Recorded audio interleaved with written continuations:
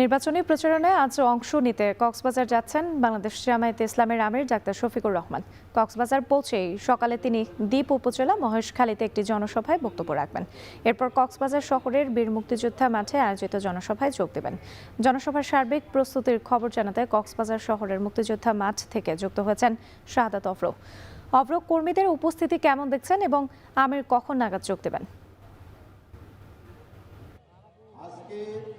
রাত্রি এই মুহূর্তে কিন্তু মহেশখালী, যেটি কিনা কক্সবাজার 2 আসন, সেখানে কিন্তু যে নির্বাচনী জনসভা সেটি কিন্তু শুরু হয়ে গিয়েছে।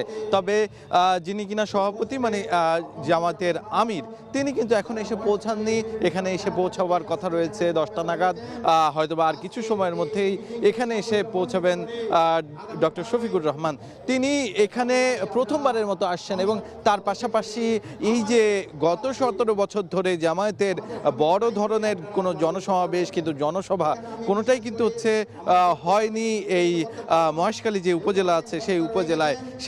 সেই উপলক্ষে কিন্তু এখানে যারা জনসাধারণ আছে, কর্মী সমর্থক আছে জামায়াতে ইসলামীর, প্রত্যেকের মধ্যে কিন্তু অন্যরকম এক উৎসবের আমেজ আমরা লক্ষ্য করছি।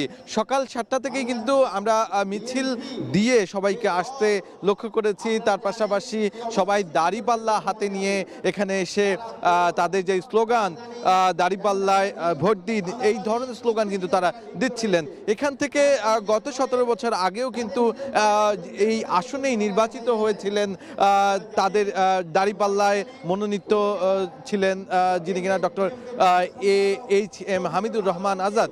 তিনি কিন্তু আবারও এই আসন থেকে নির্বাচন করবেন এবং এখানে যারা জনসাধারণ আছে তাদের প্রত্যেকেই কিন্তু তাদের কিছু কিছু দাবির কথা জানিয়েছে।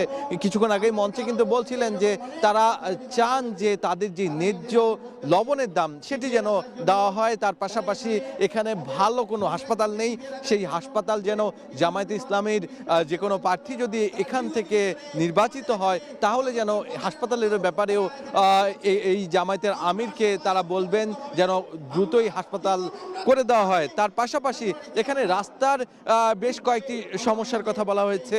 এর পাশাপাশি জানানো হয়েছে যে এখানে জমি অধিগ্রহণ করা হয়েছে, সেই জমি অধিগ্রহণের যেই মূল্য সেটি তাদেরকে কিন্তু সঠিকভাবে দেওয়া হয়নি, যার কারণে এই যে তাদের যে অভিযোগ, তাদের যেই বিভিন্ন ধরনের অভিযোগ আছে সেটি কিন্তু জামায়াতের আমির শুনবেন।